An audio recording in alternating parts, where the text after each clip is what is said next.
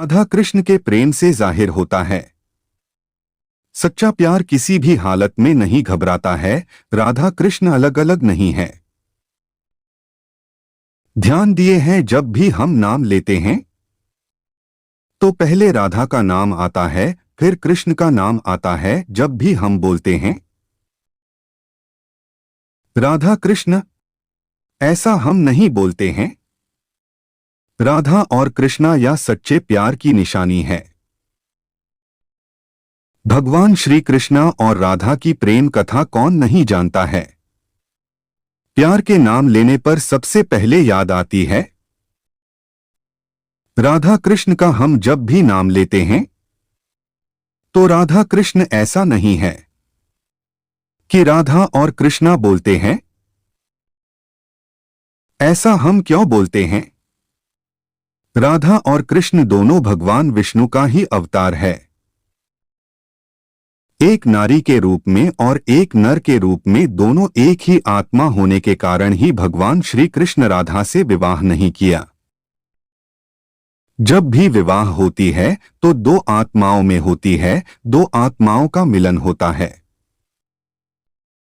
श्री कृष्ण ने कई बार संपूर्ण संसार को एहसास भी कराया है।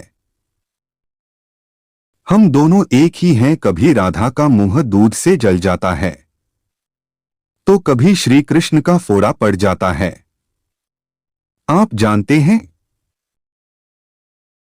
कि राधा कृष्ण के बीच अद्भुत प्रेम था। इस प्रेम को कभी भी खत्म नहीं किया जा सकता। राधा कृष्ण के प्यार को कोई झुका नहीं सकता।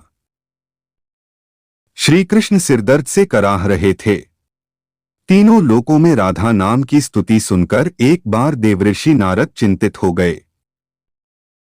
वह स्वयं भी श्री कृष्ण से बहुत प्रेम करते थे। अपनी इसी समस्या के समाधान के लिए वह श्री कृष्ण के पास जा पहुंचे। वहां जाकर उन्होंने देखा कि श्री कृष्ण सिरदर्द से कराह रहे थे। उन्हें काफी पीड़ा हो रही थी। उनकी ऐसी हालत देखकर नारद ने पूछा, भगवन, क्या इस वेदना का कोई उपचार नहीं है? नारद की बात सुनने के बाद श्री कृष्ण ने कहा, यदि मेरा कोई भक्त अपना चरणोदक पिला दे तो यह वेदना शांत हो सकती है। यदि रुक्मिणी अपना चरणोदक पिला दे तो शायद लाभ हो सकता है। श्री कृष्ण की बात सुनकर नारद ने सोचा, भक्त का चरणोदक भगवान के श्रीमुख में। फिर रुक्मिणी के पास जाकर नारद ने उन्हें सारा हाल कह सुनाया। रुक्मिणी भी बोली, नहीं देवऋषि, मैं यह पाप नहीं कर सकती। इसके बाद नारद ने लौटकर रुक्मिणी की असहमति कृष्ण के सामने व्यक्त कर दी। तब श्री कृष्ण ने उन्हें राधा के पास खबर भेज दिया। राधा ने जैसे ही श्री कृष्ण के दर्द के बारे में सुना तो तुरंत एक पात्र में जल लाकर उसमें अपने पैर डुबो दिए और नारद से बोली, देवऋषि, इसे तत्काल कृष्ण के पास ले जाइए। मैं जानती हूं इससे मुझे घोर नरक मिलेगा,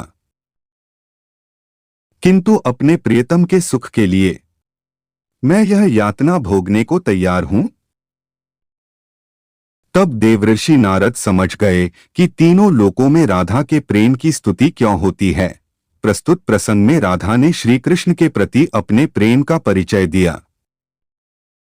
यही है सच्चे प्रेम की पराकाष्ठा, जो लाभ हानि की गणना नहीं करता।